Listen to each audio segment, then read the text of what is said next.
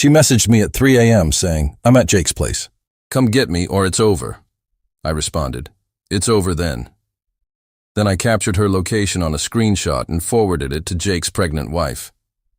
By dawn, my ex was pleading for a roof over her head because Jake's wife had thrown them both out. I, 32 male, was deep in sleep when my phone vibrated at 3:14 a.m. My girlfriend Isla, 29, had fired off a text that would destroy it all. "I'm at Jake's house. Come pick me up right now or we're finished." I'm dead serious. "You have 20 minutes. I glared at the message, wide awake now. Jake was her co-worker who she insisted was only a buddy, the same Jake who messaged her non-stop, the same Jake whose wife Bethany was 7 months along. I typed back, "We're finished then." Her reply came immediately. "Are you for real right now? I'm offering you a shot to show you care. You're at another guy's house at 3 a.m. What precisely am I meant to show? That you'll battle for me, that you truly give a damn." "Nah, I'm fine. Let Jake take you home." She began ringing. I rejected. Rang again, rejected. Then the messages blew up. "You're worthless. A true guy would come. Retrieve his lady. I was merely testing. You and you bombed. Jake handles me better than you ever have. I'm crashing here tonight. Then enjoy yourself." That final message attached her location marker. She was actually at Jake's house. The nerve of dispatching me her location like it was some dominance play. I captured every bit on screenshots. Then I pulled off something that rage-fueled me believed was genius. I located Bethany on Facebook, Jake's pregnant wife. Sent her a note with the screenshots and Isla's location marker. "Your husband has my girlfriend at your home at 3 a.m. Figured you ought to know." Message viewed at 3:31 a.m. By 4:15 a.m., my phone was exploding. "Isla, what have you done?" "Bethany is here. She's losing it. I require a spot to crash, please." "I'm sorry, honey, please. She's hurling my things outdoors." I set my phone to silent and returned to sleep. Update 1. Woke to 89 messages, 52 missed calls, and 16 voicemails. The standout selections from Isla. You wrecked it all. Bethany's divorcing Jake. I'm without a home because of you. My vehicle is at Jake's, and Bethany refuses to allow me to grab it. This is abusive what you pulled. From Jake. Yeah. This idiot had my number. Bro, what the heck? You demolished my marriage. Isla was just tipsy and needed a pad to crash. We're gonna have issues. From unknown numbers. Isla's pals. You're revolting for what you did to Isla. She's sobbing at my house. Or a fresh beast. Real guys don't behave like this. But the top message was from Bethany. Thank you. I've doubted for months. Jake attempted to claim she was just a pal who needed aid. I discovered her undergarments in my bedroom. In my bedroom. They're both gone. I'm retaining the house. My name's on it. You prevented me from squandering more years on this deceiver.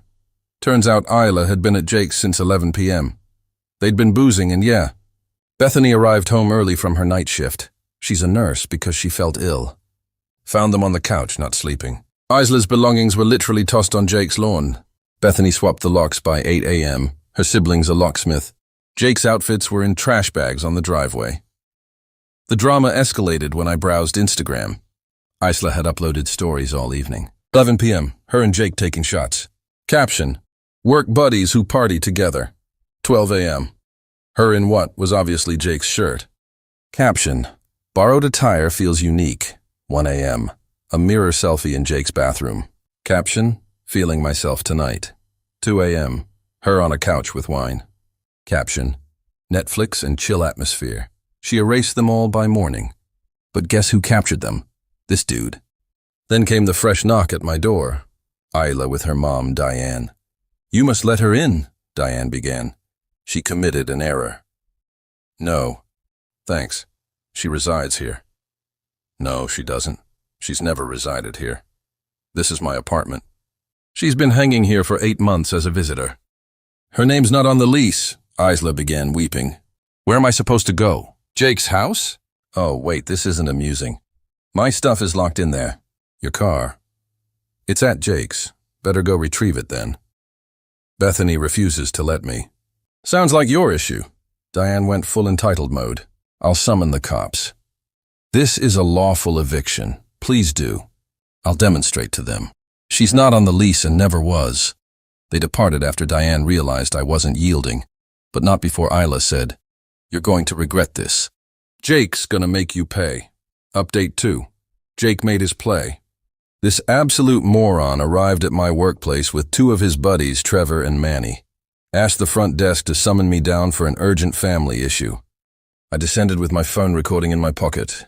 "We need to converse," Jake said, attempting to appear threatening. "About what you cost me, my marriage." "No, sleeping with my girlfriend cost you your marriage. She advanced on me in your house that you welcomed her to." Trevor stepped ahead. "Just say sorry and cover Jake's attorney and we're square." I chuckled. "Actually left. Pay for his divorce attorney. Are you stoned?" "He started this crap," Manny added. "No. Jake started it when he brought my girlfriend to his house while his pregnant wife was at work." "You didn't have to tattle," Jake said. "Tattle? What are we, 12? Security spotted the strain and approached. "Everything all right here?" "These gentlemen were just departing," I said. Jake pointed at me. "This isn't finished." "It literally is, though." They exited, but not before Trevor said they'd deal with this another way. Security obtained their license plates and prohibited them from the building. That night, Bethany messaged me again. "Jake's attempting to assert I'm having a meltdown and shouldn't have custody when the baby arrives. Can you forward me those Instagram captures?" "Easily posted. My attorney requires them." "Sent them right away." She replied, "You're a genuine one, BW. Jake's mom is on my side. She's appalled with him." She also informed me this wasn't the first occasion he'd cheated, on his ex with the girl before that. Pattern conduct. Meanwhile, Isla was unraveling on social media. Posted a lengthy tirade about toxic masculinity and how true guys don't desert women in need. Her friends were devouring it until someone, not me, commented, "Didn't you cheat with a married man whose wife is pregnant?" The comments exploded. People began tagging Bethany. Isla deleted the post, but captures were already spreading. Then Isla committed a strategic blunder. She visited my mom. Update 3. My mom phoned me cackling. "Isla just left. She attempted to persuade me you were abusive and controlling. Would you tell her? That she was at another man's house at 3 a.m. and she surprised you dumped her. I raised you better than to tolerate that garbage." Turns out Isla had prepared a whole slideshow. Like an actual PowerPoint about why I was incorrect. My mom endured it munching cookies Isla brought as a bribe. Then said, "Sweetheart, you cheated with a married man while his wife was pregnant." No quantity of cookies alters that. But here's where it gets wild. Isla and Jake resolved to make it official. They were a couple now. Posted duo photos on Facebook. The comments were savage. Homewreckers merit each other. Poor Bethany. Imagine being proud of this. His wife is pregnant. "You fiends," Jake's mom Patricia commented. Disappointed but not shocked. "Bethany, you'll always be my daughter-in-law in my heart." Jake's brother commented, "You're dead to me." Their announcement post got so torched, they erased it within hours. But the true payback came from work. See, Jake and Isla worked at the same firm. Different sections, but same firm. And that firm had a rigid policy about relationships requiring revelation to HR. They never revealed. Someone, definitely not me, but possibly Bethany, sent captures of their relationship announcement to their HR department, along with the Instagram stories from that night, and timestamps indicating this had been occurring for months. Both were summoned into meetings. Both were suspended pending probe. Isla rang me sobbing. "You got me terminated. You got yourself terminated. Company policy is explicit. I need funds for an attorney. Ask Jake. He's penniless." Bethany froze their accounts. "Tough, please. I'm sorry. I heard. You made decisions for months. This wasn't an error." It was a routine. She disconnected on me. Update 4, the work probe wrapped up. Jake was dismissed for misuse of company assets. Apparently, he'd been reserving conference rooms for their encounters and billing client dinners that were actually outings with Isla. Isla was dismissed for falsifying timesheets. She'd been clocking in but departing early to rendezvous with Jake. But that's not even the highlight. Bethany's divorce attorney was masterful because Jake had been utilizing marital funds, their credit card, for the affair. And because Bethany had proof of the infidelity, she secured the house. Primary custody when baby arrives. Child support, alimony for 2 years. Jake's truck. It was in both names, but judge awarded it to her. Jake had to relocate back with his mom at 35, with no employment, no vehicle, and a baby en route that he'll visit every other weekend. Patricia, his mom, informed everyone at her church what he did. The whole assembly knows. She forces him to rise during prayer requests so folks can pray for his salvation from sin. Isla wasn't faring better. Her landlord discovered she hadn't been residing in her apartment. She'd been essentially living with me without being on the lease and staying at Jake's often. Breach of her lease terms. 30-day notice to leave. No job, no apartment, no car. She'd sold hers months ago because we don't need 2 cars, babe. She was bouncing between friends' couches who were tiring of her chaos. She attempted one more scheme. Appeared at my apartment with a pregnancy test. I'm pregnant. She said, "Congrats." "Is it Jake's?" Her face flushed. "It's yours. Interesting. When did you take the test?" "This morning. Can I view it?" She passed it over. 2 lines. Positive. I retrieved my phone, did a reverse image lookup. The exact same pregnancy test photo was on a pregnancy announcement ideas Pinterest board from 2019. "Really? You're using Pinterest photos?" She snatched the test and fled. Haven't seen her since. Final update. Everything has concluded in the most gratifying manner possible. Jake attempted to fight the divorce. Lost. Tried to allege Bethany was mentally unstable because she was emotional when she expelled him. Judge essentially chuckled at him. He was mandated to pay $1,800 a month in child support once the baby arrives, plus $1,000 in alimony. With no job. He had to accept the first gig he could find. Overnight stocking at a supermarket. His mom chauffeurs him to work because he has no car. His former friends created a group chat without him called Jake Free Zone, where they share memes about him. Someone turned his divorce filing into a meme template. It went locally viral. Isla's circumstances worsened before it got... Actually, no, it just worsened. She applied for positions, but every spot Googled her, found the captures, found the drama. No callbacks. Finally secured a role at a call center 2 towns over. Has to take 3 buses to arrive because, again, no car. Her friend circle collapsed when she attempted to date one of their boyfriends. Apparently she figured it succeeded with Jake, so why not attempt again? The girlfriend caught her dispatching nudes. That was the ultimate straw. They all severed ties. She relocated with her mom temporarily, but Diane demanded rent. Market rate. You're an adult. Act like one. The last I heard from Isla was a text from a new number. I know you despise me, but I truly did love you. Jake was an error. I was testing you to see if you'd battle for me. A real man would have come to retrieve me that night. I replied, a real woman wouldn't have been at another man's house at 3 a.m. We're finished. Cease contacting me, she attempted once more. I'm struggling.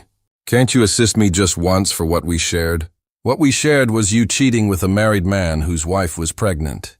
No, block that number too. Bethany delivered her baby last week. A healthy girl. She named her Victoria because I'm victorious. She informed me Jake has to pay child support now, but can't manage it on his supermarket wage. So they're deducting from his paycheck. Patricia forces Jake to attend church every Sunday, where Pastor Jim employs him as an illustration in sermons about temptation and ruining families. Last week's sermon was titled, The Jake in Your Life Avoiding Sin. Jake had to sit in the front pew. Bethany began dating an actual decent guy, her daughter's pediatrician, Dr. Morrison. They met at a prenatal visit and he was nothing but supportive through it all. Jake discovered and posted about replacement dads on Facebook. Bethany's attorney captured it for the custody file. As for me, I'm thriving. Got advanced at work. Turns out leadership valued how professionally I managed Jake's attempted showdown. Started seeing Portia, a software developer I encountered at a coding workshop I've been attending. She reckons the entire tale is superior to reality TV and frequently requests updates about Jake and Isla's ongoing decline. Found out last week, that Isla and Jake aren't even a pair anymore. Apparently, when you construct a relationship on infidelity and deception, it doesn't endure. Who would have guessed? Jake's now attempting to date on apps, but his profiles keep getting discovered and ridiculed on local Facebook groups. Isla posted on Instagram about rising from the ashes and Phoenix energy with a selfie at the call center. 12 likes. Her mom commented, "Pay your rent. To anyone facing ultimatums at 3 a.m., just decline. Allow them to make their selections. Record everything. And never ever reclaim someone who employs another individual as leverage against you." The funniest part, Isla's Pinterest pregnancy test capture is now a meme in our local Reddit. People use it to deride fake pregnancy announcements. She's internet renowned, just not how she intended. Cool. Pess. Jake, if you're perusing this, and I know you are, because Trevor told everyone you're obsessed with locating this post your mom requested, I inform you that Pastor Jim desires to confer with you about next Sunday's sermon. From Jake to Jesus, a redemption story. Attendance is required if you wish to continue residing in her basement.